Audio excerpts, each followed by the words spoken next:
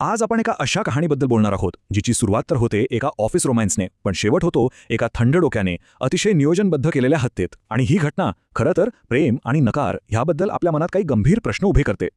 हे बघा, मारेकऱ्याच्या तोंडून आलेलं फक्त हे एक वाक्य, आणि ह्या एका वाक्यातच आपण ज्या गुन्ह्याबद्दल बोलतोय ना त्यामागचा संपूर्ण हेतू दडलेला आहे. तिने माझे पैसे खर्च केले, पण प्रेम दुसऱ्या कोणावर तरी केलं. ह्या एका वाक्यातच जणू काही या संपूर्ण कहाणीचं सार आहे. तर या कहाणीची सुरुवात आपण थेट शेवटून करणार आहोत, आग्रा शहराला हादरवून सोडणाऱ्या एका अत्यंत क्रूर गुन्ह्याच्या खुलाशाने. या प्रकरणातली जी काही तथ्य आहेत ती ऐकून खरंच अंगावर काटा येतो. मिंकी शर्मा, 27 वर्षांची एक तरुण मुलगी. तिची हत्या तिच्याच प्रियकराने विनय राजपूतने केली. आणि गोष्ट इथेच थांबत नाही, त्याने तिच्या मृतदेहाची विल्हेवाट लावण्यासाठी एक अमानुष प्रयत्न सुद्धा केला. पण प्रश्न हा आहे की हे सगळं घडलं का? म्हणजे प्रेमाचं रूपांतर इतक्या टोकाच्या द्वेषात कसं झालं? हे समजून घेण्यासाठी आपल्याला थोडं मागे जावं लागेल, थेट त्यांच्या नात्याच्या सुरुवातीला. ओके, तर मिंकी आणि विनय दोघेही दिविशा टेक्नॉलॉजीमध्ये सहकारी होते. एकत्र काम करता करता त्यांच्या मैत्रीचं रूपांतर प्रेमात झालं. आणि हे नातं असं लपून छिपून नव्हतं. दोघांच्याही घरच्यांना याबद्दल पूर्ण कल्पना होती. आणि मग एक दिवस नात्यात एक महत्त्वाचं वळण आलं. विनयने मिंकीला लग्नासाठी विचारलं. त्याला वाटलं की आता आपण दोघंही सेटल झालो आहोत, लग्नासाठी तयार आहोत. पण मिंकीने जे उत्तर दिलं तिथूनच त्याच्या मनात शंकेचं बीज पेरलं गेलं. आणि इथेच त्यांच्या दृष्टिकोनातला फरक स्पष्ट दिसू लागतो. बघा, विनयला वाटत होतं की लवकर लग्न व्हावं, पण मिंकी मात्र 6 महिन्यांची मुदत मागत होती. लग्नाची चर्चा टाळत होती. विनयला वाटू लागलं की त्याचा आर्थिक वापर होतोय. तर दुसरीकडे मिंकीचा फोन रात्री व्यस्त लागल्याने त्याचा संशय आणखीनच वाढला. आणि हा जो काही तुटलेला संवाद होता ना, याचमुळे त्यांच्या नात्यात द्वेष आणि संशयाचं विषारी मिश्रण तयार होत गेलं. आता होतं काय की विनयच्या मनात हा जो द्वेष होता तो इतका वाढला की त्याने रागाच्या भरात काहीतरी केलं. नाही, त्याने थंड डोक्याने अतिशय नियोजनबद्ध पद्धतीने हत्येचा कट रचला. आणि त्याचा हा कट किती पूर्वनियोजित होता हे त्याच्या चेकलिस्टवरूनच स्पष्ट दिसतं. बघा, 17 जानेवारीला त्याने ऑफिस बाहेरच्या सीसीटीव्हीच्या तारा कापल्या. हत्याआधी एक नारळ कापायचा चाकू मिळवला आणि त्याला मुद्दाम धार लावून घेतली. 23 जानेवारीला ज्या दिवशी हत्या केली त्या दिवशी त्याने ऑफिस बॉयला सुट्टीवर घरी पाठवलं, जेणेकरून ऑफिसमध्ये दुसरं कोणी नसेल. आणि मग त्याच रात्री 8च्या सुमारास एका वादानंतर त्याने मिंकीवर हल्ला करून तिची हत्या केली. म्हणजे हे सगळं अचानक घडलेलं नव्हतं, हे सगळं ठरवून केलं होतं. बरं, हत्या तर झाली, पण त्यानंतर विनयचं लक्ष फक्त 2 गोष्टींवर होतं. एक म्हणजे मृतदेहाची विल्हेवाट कशी लावायची, आणि दुसरं म्हणजे स्वतःला यातून कसं वाचवायचं. त्याने काय केलं तर क्राईम शोज बघून त्याला एक कल्पना सुचली. त्याने मृतदेहाचे तुकडे केले. त्याला वाटलं की जर शीर सापडलं नाही तर ओळख पटणार नाही. आणि हे करण्याआधी त्याने तब्बल 2 तास घटनास्थळ स्वच्छ केलं.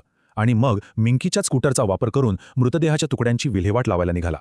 पण त्याची ही योजना पूर्णपणे फसली, कारण ज्या पोत्यात धड होतं ते त्याला पुलाच्या उंच जाळीवरून फेकताच आलं नाही. मग तो घाबरला. त्याने ते धड तिथेच सोडून दिलं आणि शीर आणि कपडे एका वेगळ्या नाल्यात फेकून दिले. आणि यानंतर तो परत आला, जणू काही घडलंच नाही, आणि एका काळजीवाहू प्रियकराची भूमिका साकारू लागला.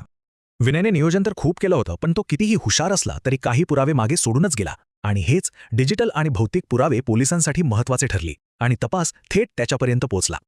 आता बघा पोलीस तपासात काय झालं. मिंकीच्या घरच्यांनी ती हरवल्याची तक्रार केली आणि विनय चक्क तिच्या भावासोबत पोलीस स्टेशनला गेला. तो शोधकार्यात सामील झाल्याचं नाटक करत होता. पण त्याचवेळी पोलिसांना पुलाजवळ एका पोत्यात महिलेचं धड सापडलं. मिंकीची स्कूटर आणि कपडेही सापडले. आणि मग आला सर्वात मोठा पुरावा, सेल फोन रेकॉर्ड्स. या सीडीआरमुळे कळालं की विनय रात्री उशिरा त्याच जागी होता जिथे मृतदेह सापडला. बस, त्याच्या याच डिजिटल फुटप्रिंट्सने त्याचा खेळ खल्लास केला आणि तो मुख्य संशयित बनला. आणि मग जेव्हा विनयने तोंड उघडलं तेव्हा त्याच्या कबुली जबाबात एक अत्यंत धक्कादायक मानसिकता समोर आली. आणि दुर्दैवाने ही मानसिकता आपल्याला बऱ्याचदा ऐकायला मिळते. ही आहे प्रेमात नाकारलेल्या प्रियकराची, म्हणजेच जिल्टेड लव्हरची मानसिकता. तर जिल्टेड लव्हर म्हणजे काय? ही संज्ञा अशा व्यक्तीसाठी वापरली जाते जिला प्रियकराने नाकारलंय किंवा सोडून दिलंय. आणि या नकाराला सामोरं जाता न आल्यामुळे त्या व्यक्तीमध्ये तीव्र राग, झपाटलेपणा आणि नात्याचा शेवट स्वीकारण्याची असमर्थता निर्माण होते.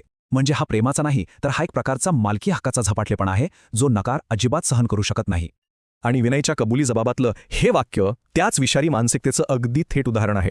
जर ती माझी होऊ शकत नाही तर मी तिला दुसऱ्या कोणाचीही होऊ देणार नाही. त्याला असं वाटत होतं की त्याची 3 वर्ष वाया गेली, तिने त्याचा वापर केला, आणि म्हणूनच त्याने आपल्या ह्या भयंकर कृत्याला एक प्रकारचा बदला म्हणून योग्य ठरवलं.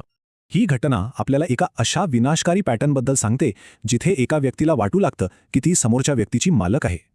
आपल्या जोडीदाराला नातं तोडण्याचा अधिकार आहे हेच स्वीकारता येत नाही. आणि ही असमर्थता मग प्रेमाचं रूपांतर एका धोकादायक झपाटलेपणात करते की जर ती व्यक्ती माझी नाही तर मग ती कुणाचीच होऊ नये.